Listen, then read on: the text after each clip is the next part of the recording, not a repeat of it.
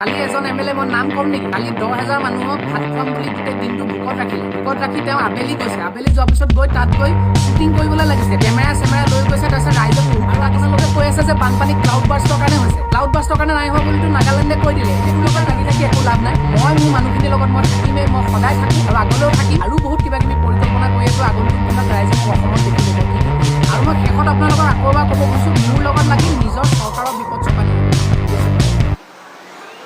Bathroom singer হ'ব পাৰে তেওঁ নকওঁকেও ক'ব লগা হৈছে CM ৰিলিফ ফাণ্ডত পইচা দিয়া আৰু বালিত মুঠা একেই কথা এটা নকওঁকেও ক'ব লগা হৈছে CM ৰিলিফ ফাণ্ডত পইচা দিয়া আৰু বালিত মুঠা একেই আমাৰ পৰ্যটনৰ ব্ৰেণ্ড এম্বাছাডৰ কোনো খবৰে নাই মই খালি মোৰ কথা হ'ল মই চৰকাৰক নিদিওঁ চৰকাৰে পইচা দিয়ে চৰকাৰে পইচা দিয়ে নেকি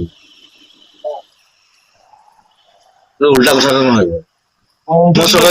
বিজ্ঞাপনো দিছে দেখোন বিভিন্ন চেনেলত চৰকাৰে মানে আহ্বানো জনাইছে CM ফাণ্ডত তেওঁলোকে পইচা মানে জমা দিলো আমি যি কৰিম জুবিন চেণ্টাৰ চালু কৰাব আৰু জুবিন চেণ্টাৰ বুলি নহয় কলাগুৰু আৰ্টিষ্ট ফাউণ্ডেশ্যন চালু কৰিম আমাৰতো একদম প্ৰাইভেট আমাৰ এইটো সেইটো আমি কৰি আছো চবে জানে এইটো 7 বছৰ কিছুমান ডাঙৰ তাৰকা টুইট কৰিয়ে দায়িত্ব সামৰিছে নেকি আপুনি কিবা আহ্বান জনাব নেকি বাহিৰৰ বহুত তাৰকা আছে টুইট কৰিয়ে দায়িত্ব যাৰ মন যায় দিব পাৰে উৰিষ্যাত কি হৈছিলে ফণী নে কি তাতো মই পইচা পঠাইছো বেলেগ কথা কিন্তু যিয়ে ফিল কৰিব পাৰিব লাগিব অক্ষয় কুমাৰ দিছে খুব ভাল কৰে ধন্যবাদ জনাইছো ভাল লাগিছে পইচা দিছে আৰু প্ৰিয়ংকা চোপ্ৰাৰ কথা নকওঁ তেওঁ কি কৰিছে নাই দিয়ে দিব পাৰে মানে পৰ্যটনৰ ব্ৰেণ্ড এম্বাছাডৰ প্ৰিয়ংকা চোপ্ৰা এক্সপায়াৰ হৈছে নে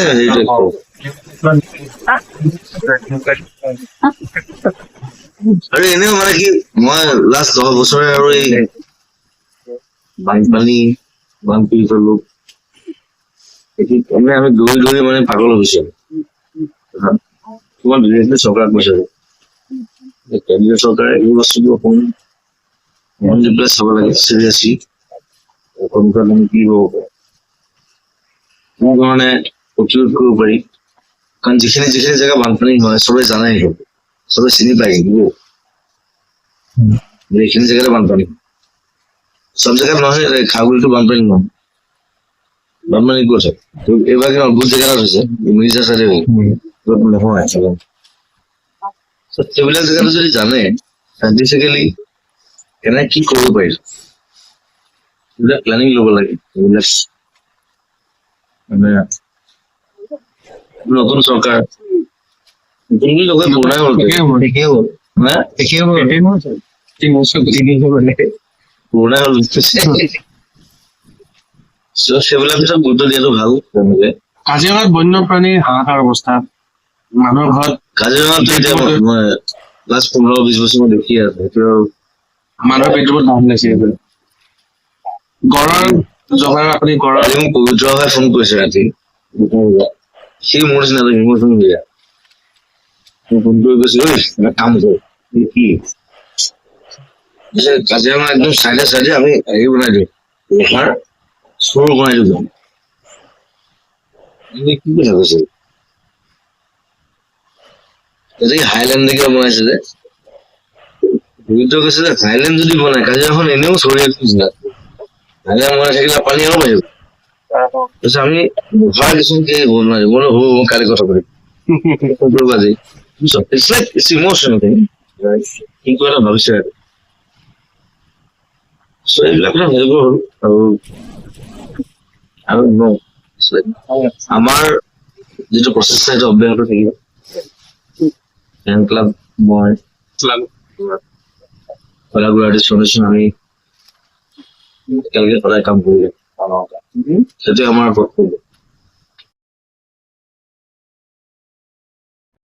তেওঁৰ আগতেও বহুত ঘটনা আছে গতিকে ইয়াত মই প্ৰতিক্ৰিয়া দিব নিবিচাৰোঁ কাৰণ কিয় এটা ৰাইজৰ দ্বাৰা নিৰ্বাচিত এখন চৰকাৰৰ মুৰব্বীক যদি তেনেধৰণৰ কথা ক'ব পাৰে আৰু মুখ্যমন্ত্ৰী সাহাৰ্য পুঁজি আপোনালোকেও পায় অসমৰ ৰাইজেও পায় দুৰ্গত সকলোৱে পায় গতিকে সেই সময়ত তেওঁ কেৱল মুখ্যমন্ত্ৰীক অপমান কৰা নাই যিসকলে মুখ্যমন্ত্ৰীৰ সাহায্য পুঁজি পাইছে সকলোকে তেওঁ অপমান কৰিছে। মই ভাবো কি নীলোৎপল বৰাৰ বিৰুদ্ধে যিসকলে মুখ্যমন্ত্ৰীৰ সাহায্য পুঁজি পাইছে সেইসকলে ইয়াৰ মানে ৰেজিষ্টাৰ কৰিব লাগে। কেৱল আমি বিজেপি হিচাপে নহয়, আৰু তেওঁৰ হয়তো মানসিক কিবা বিকৃতিও আছে নেকি, তেনেকুৱা হ'ব পাৰে। মই কৈছোঁ নহয়, যোনে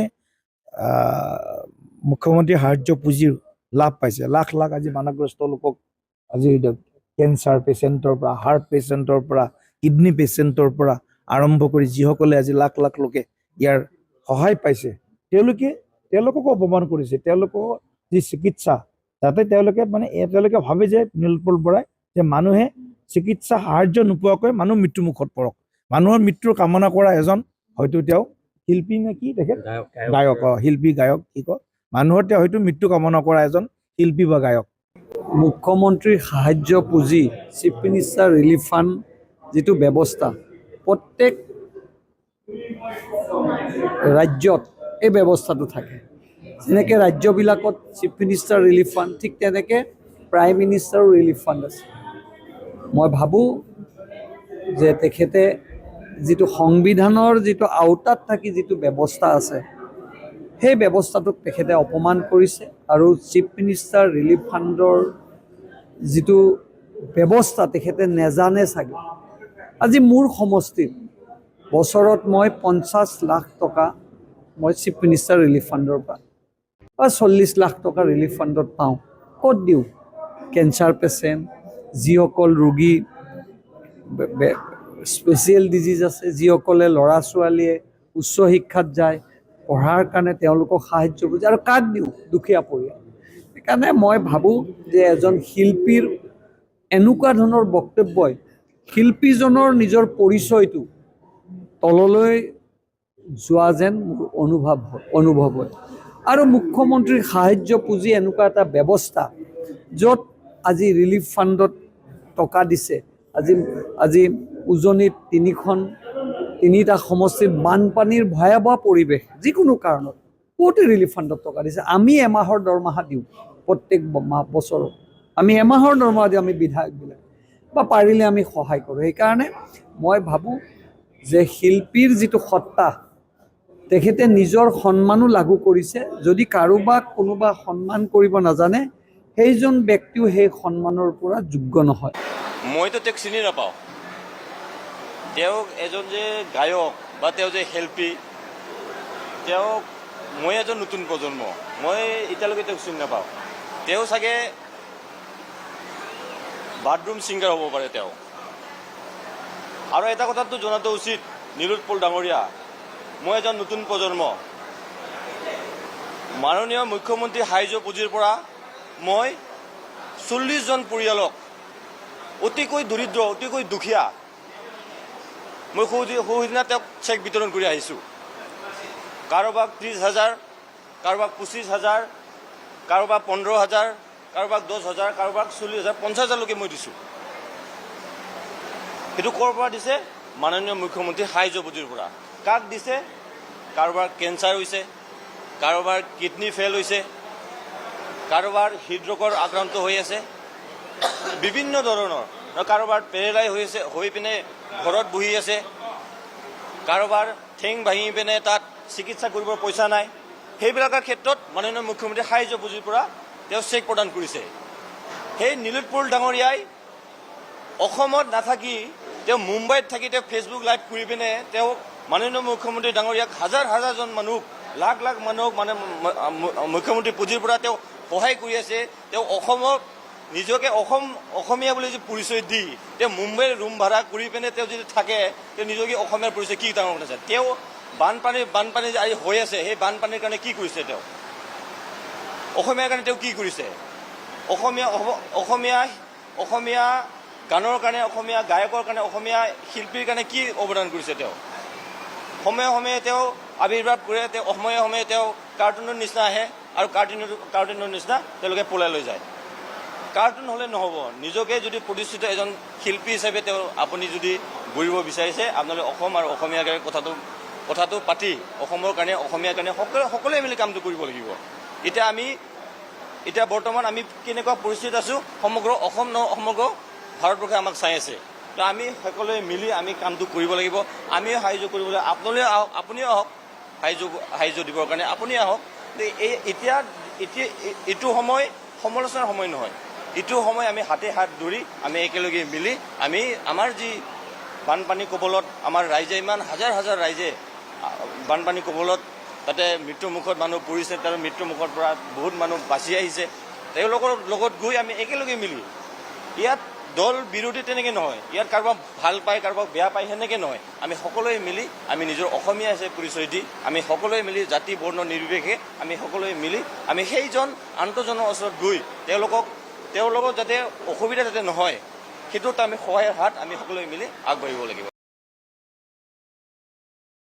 মই কালি দিয়া মন্তব্যৰ পিছত গোটেই বিজেপি MLA সকল মোৰ পিছত পৰি গৈছে। মই সকলোকে এইটোৱে প্ৰশ্ন সুধিব খুজিছো যে আপোনালোকৰ ইমান সময় নে? মইতো এটা সাধাৰণ গান গোৱা ল'ৰা, আপোনালোকে মোৰ পিছত লাগি থকাতকৈ মোৰ ওপৰত মন্তব্য দিবলৈ আপোনালোকৰ সময় আছে, কিন্তু আপোনালোকৰ ৰাইজৰ কাষত গৈ ৰাইজৰ লগত থাকিবলৈ এই দুৰ্যোগৰ সময়ত আপোনালোকৰ সময় নাই। চোৰ এটাক চোৰ বুলি ক'লে যেনেকৈ হঠাৎ জাঙুৰ খাই উঠে আপোনালোকে দেখোন তেনেকুৱা বিহেভ কৰিছে। মই আৰু নতুন জেনেৰেশ্যনৰ গোটেই ইণ্ডie আৰ্টিষ্ট খিনি মিলি ইনষ্টাগ্ৰামত 4 ঘণ্টাৰ লাইভ অনুষ্ঠান পাতি বলিউডৰ পৰাও 4-5জন আৰ্টিষ্ট আনি সকলোৰে পৰা ডনেশ্যন লৈ আমি নিজৰ দায়িত্বখিনি কৰাৰ পিছতহে আনক সমালোচনা কৰিছো। CM ৰিলিফ ফাণ্ডতো আপোনালোকে প্ৰত্যেকে ক'ব পাৰিলেহেঁতেন 126 জন MLA বোলে 10 লাখকে টকা দিলে, তাৰ পিছত বোলে ইমানখিনি পইচা হ'ল, মুখ্যমন্ত্ৰীয়ে কৈছে যে আমি নিজে দিয়াৰ পিছত ইমান কোটি টকা হৈছে, এতিয়া আমাৰ লগত কোনোবাই জইন কৰিলে কৰিব পাৰে, তেনেকৈহে ক'ব লাগে। আপোনালোকে নিজে কি কৰিছে ৰাইজে দেখি আছে। কালি এজন MLA মই নাম কম নেকি, কালি 10,000 মানুহক ভাত খুৱাম বুলি গোটেই দিনটো ভোকত ৰাখি তেওঁ আবেলি গৈছে, আবেলি যোৱাৰ পিছত তাত গৈ শ্বুটিং কৰিবলৈ লাগিছে, কেমেৰা লৈ গৈছে, তাৰপিছত ৰাইজে পহু খেদা দিছে। মুখ্যমন্ত্ৰী পুঁজিত আপোনালোকে বেছি পইচা দিব পৰা আৰু বহুত ৰিজন আছে। আপোনালোকে 5 বছৰ কাৰ্যকালৰ পিছত আপোনালোকে গোটেই জীৱনটো পেঞ্চন পায়, আৰু আজিকালি ল'ৰা ছোৱালীয়ে গোটেই জীৱনটো চাকৰি কৰিও পেঞ্চন নাপায়। আৰু ৰাইজে বিপদৰ সময়ত জুবিন দাৰ ওচৰলৈ কিয় দৌৰ মাৰিব লগা হৈছিল? কাৰণ মুখ্যমন্ত্ৰী ৰিলিফ ফাণ্ডৰ পৰা তেওঁলোকে একো সহায় কেতিয়াও নাপায়। যোৱা কভিডৰ পৰা আৰম্ভ কৰি আপোনালোকে মুখ্যমন্ত্ৰী পুঁজিত যে ইমানবোৰ পইচা ল'লে ৰাইজৰ পৰা, তাৰ কোনো ধৰণৰ হিচাপ নাই। মানুহে কমেণ্টত লিখি আছে চবেই। আপোনালোকে এনেকুৱা এটা সময়ত কি ভূমিকা গ্ৰহণ কৰিছে গোটেই ৰাইজে দেখি আছে। ৰাইজ নিজে ওলাই আহিছে, লগত ইনফ্লুৱেঞ্চাৰ আৰ্টিষ্টৰ পৰা আৰম্ভ কৰি সাংবাদিক সকলোৱে সহায় কৰিছে। আৰু আপোনালোকে কৈ আছে যে বানপানী ক্লাউড বাৰ্ষ্টৰ কাৰণে হৈছে। ক্লাউড বাৰ্ষ্টৰ কাৰণে নাই হোৱা বুলিতো নাগালেণ্ডে কৈ দিলে। এতিয়া কি কাৰণে হৈছে? অবৈধ কয়লা খননৰ কাৰণে হৈছে, গছ কটাৰ কাৰণে হৈছে, অবৈধভাৱে পাহাৰবিলাক কটাৰ কাৰণে হৈছে, নে কি কাৰণে হৈছে? আপোনালোকে কওক, বানপানী কিয় হৈছে সঠিক কাৰণটো আপোনালোকে ৰাজহুৱা কৰক। আৰু মোৰ লগত লাগি থাকি একো লাভ নাই। মই মোৰ মানুহখিনিৰ লগত মই থাকিমেই, মই সদায় থাকো আৰু আগলৈও থাকিম। আৰু বহুত কিবা কিবি পৰিকল্পনা কৰি আছো। আগন্তুক দিনত ৰাইজে মোক অসমত দেখিব মই কি কৰিম। আৰু মই শেষত আপোনালোকক আকৌ এবাৰ ক'ব খুজিছো, মোৰ লগত লাগি নিজৰ চৰকাৰৰ বিপদ চপাই নল'ব।